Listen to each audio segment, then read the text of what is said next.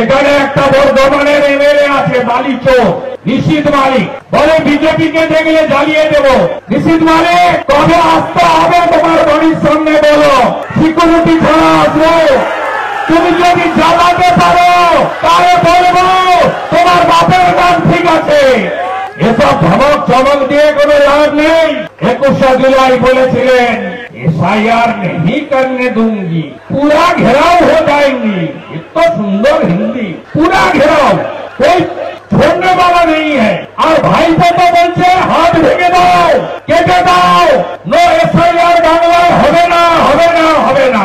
যে চ্যানেলগুলো মমতা ব্যানার্জির চটি চাটে সেই চ্যানেলগুলো দেখাচ্ছে নিউ টাউনে কাজের মাসি নাই, বয়াকারে পা, শরমনগরে ভাগালদা লাইন দিয়ে পালাচ্ছে, মাথায় পুটলা কাতলা বাচ্চা কাচ্চা, একজন লোক সঙ্গে 3টা বউ 14টা বাচ্চা নিয়ে পালাচ্ছে, সেটা পালাচ্ছে।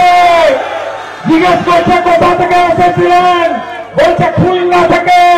কতবার ভোট দিলেন? 3 বার ভোট দিলাম। কোথায় ভোট দিলেন? ঘাসের উপর জোড়া ফেলে ভোট দিলাম। তারপরেও বলছে লক্ষ্মীর ভান্ডার পাই, ভাতা পাই, রেশন খাই, আধার কার্ড হয়েছে, তৃণমূলকে 5,000 টাকা দিয়েছি, রেশন কার্ডও বানিয়ে দিয়েছে।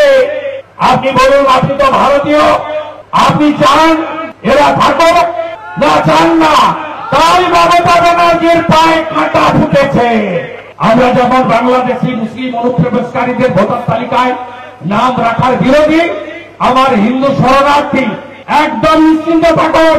মোদী হ্যায় তো মুমকিন হ্যায়। মোদীজি আছে আপনাদের সাথে। মোদীজি কি করেছেন? অমিত শাহজি কি করেছেন? প্রথমে সিএ এনেছেন, হিন্দু, শিখ, খ্রিস্টান, জৈন, বুদ্ধিস্ট, পার্সি যারা আফগানিস্তান, পাকিস্তান, বাংলাদেশ থেকে ধর্মীয় কারণে ভারতে আসবে, তারা আবেদন করলে সিএতে তারা নাগরিকত্ব পাবেন। নিশ্চিন্ত থাকুন। 14 সাল পর্যন্ত। আবার কয়েকদিন আগে কি করেছেন? 2024-এর 31 ডিসেম্বর পর্যন্ত যে হিন্দুরা বাংলাদেশ থেকে ধর্ম রক্ষা করার জন্য এক কাপড়ে চলে এসেছেন, নিজেদের প্রাণ আর ধর্ম বাঁচানোর জন্য, তাদেরকে মমতার পুলিশ টাচ করতে পারবে না, গ্রেপ্তার করতে পারবে না, থানায় নিয়ে যেতে পারবে না, কেস করতে পারবে না। আর বাকিটা 2002 অব্দি নাম তো এমনিতেই উঠবে। 2002 এর পরে যারা আছেন সিএতে আবেদন করুন, ভারতীয় জনতা পার্টি বুঝে নেবে। থাকাটা নিশ্চিত।